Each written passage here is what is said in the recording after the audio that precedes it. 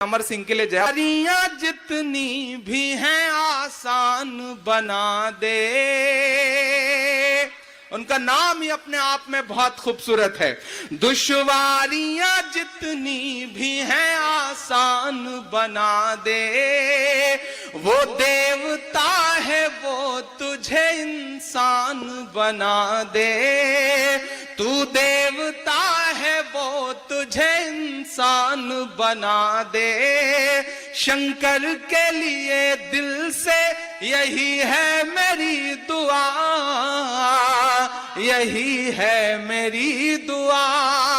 अब एक एक शख्स का हाथ खुले अगले मिसरे पे कि शंकर के लिए दिल से यही है मेरी दुआ। अल्लाह इन्हें साहिब ईमान बना दे, अल्लाह इन्हें साहिब ईमान बना दे। दुश्वारियां जितनी भी हैं आसान बना दे। बहुत शुक्रिया। पीछे हमारे जो तमाम साथी बैठे हैं, बहुत बड़े बुजुर्ग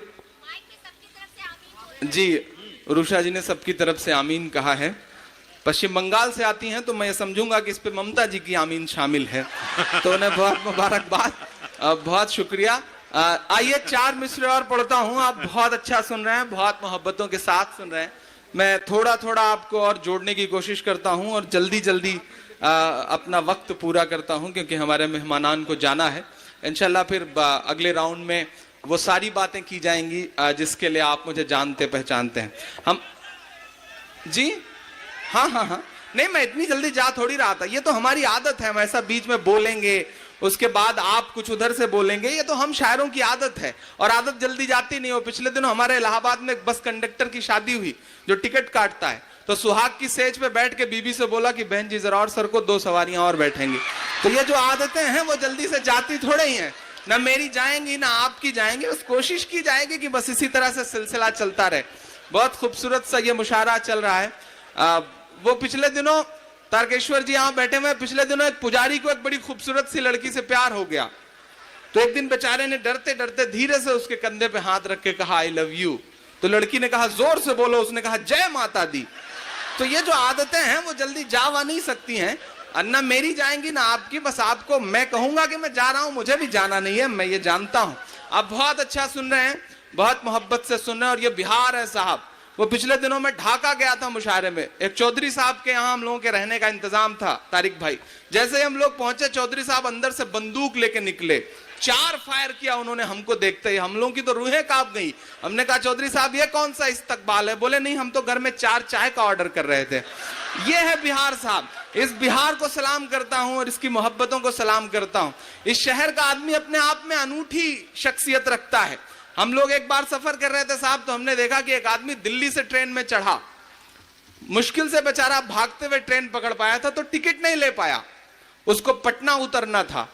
थोड़ी देर में उसने देखा कि बोगी में सुगबुगाहट हुई, टीटी चढ़ गया, तो उसको लगा बचने का क्या इंतजाम किया जाए। उसने अपने बैग से मुसल्ला निकाला, मुसल्ला बिछा दिया, नियत बांध ली। उसने सोचा अब नमाज पढ़ूंगा, टीटी टल जाएगा। लेकिन टीटी भी बिहार का साहब, वो भी समझ गया कि बंदा क्यों नमाज पढ़ रहा है, वो भी वहीं पे पलथी मार के बैठ गया। उसने 4-6 रकात खत्म की। टीटी था कि जाने का नाम ही नहीं ले रहा था। उस आदमी को गुस्सा आया, उसने जोर से कहा कि मैं नियत करता हूं 100 रकात नमाज पटना तक। अब बोलो क्या करोगे? ये है बिहार साहब। इस बिहार को सलाम करता हूं। ये बहुत ही अनूठा और प्यारा शहर है। एक बार अपने लिए आप जोरदार ताली बजाएं, इस शहर की मोहब्बतों के लिए। मैं 4 मिसरे पढ़ता हूं। तारिक भाई, हमारे देश में एक बाबा हैं, दुनिया की हर बीमारी के इलाज का दावा करते हैं, लेकिन आज तक अपनी फड़कती हुई आंख नहीं सही कर पाए। मैं नाम नहीं लूंगा, नहीं आप जान जाएंगे कि मैं बाबा रामदेव जी की बात कर रहा हूं। पिछले दिनों उन्होंने हरियाणा में एक भाषण देते हुए एक मीटिंग में कहा कि अगर कानून ने हाथ बांध रखे हैं, वरना जय ना बोलने वालों की गर्दनें काट देता।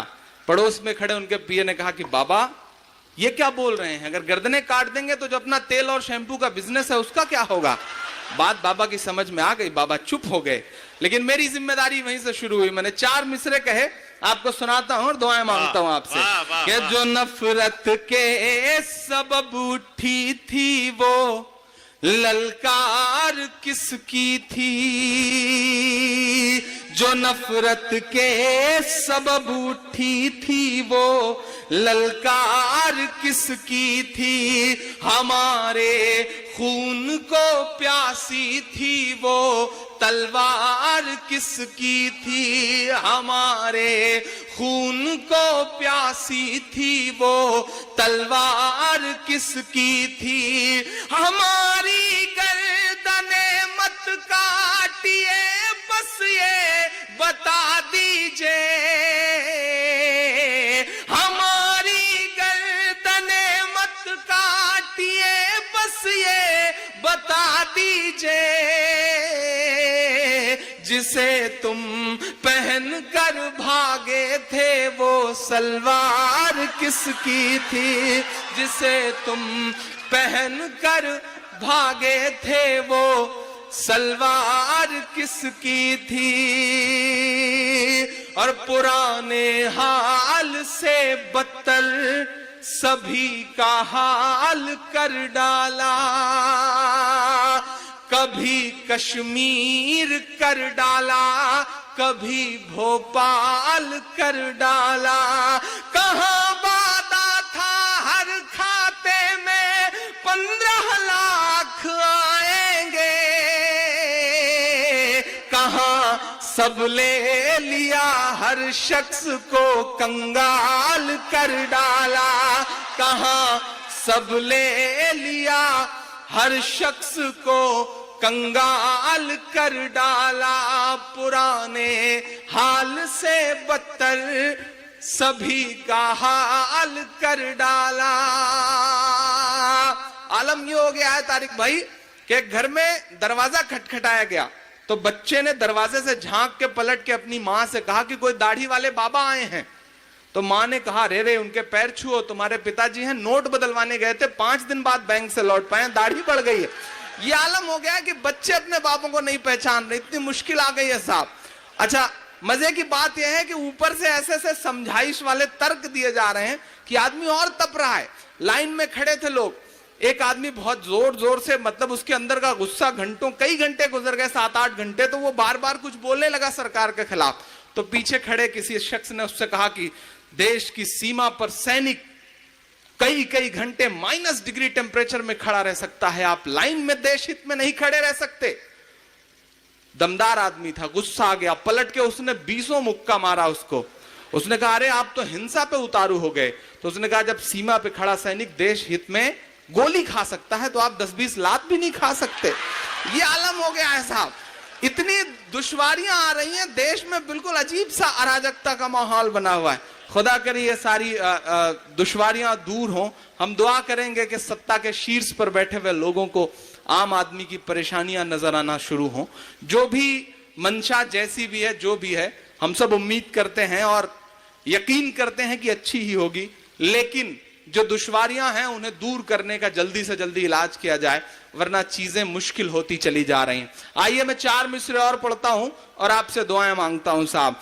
जो नफरत के सबब उठी थी वो ललकार किसकी थी, सभी से ले लिया हर शख्स को कंगाल कर डाला।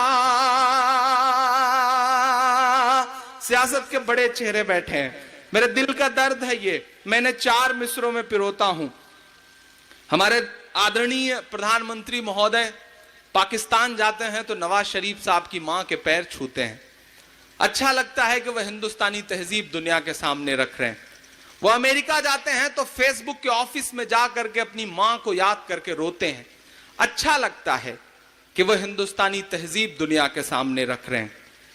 लेकिन कभी कभी लगता है कि उनसे कहा जाए कि आदरणीय प्रधानमंत्री जी, देश में माएं और भी हैं। मैं 4 मिसरे पढ़ता हूं, आप पहुंचिएगा एक शायर, एक कलमकार के दर्द तक तो मेरा साथ दीजिएगा।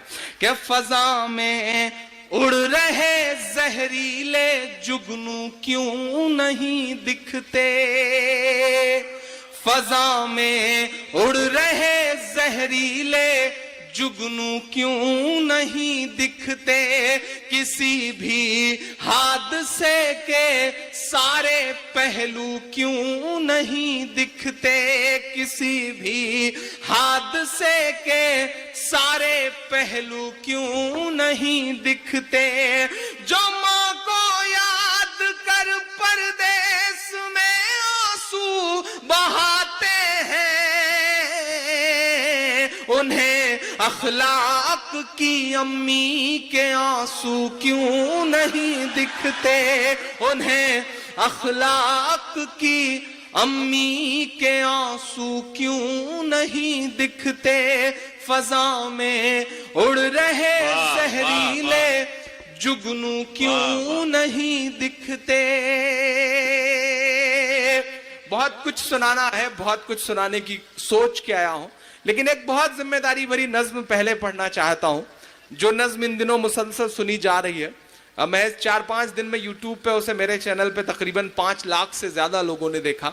मैं वो एक नज्म आपको सुनाता हूं, चूंकि एक माँ के आंसुओं का जिक्र आया है, एक माँ के आंसुओं को दर्द में ढाला गया है, तो मैं एक नज्म आपको सुनाता हूं साहब।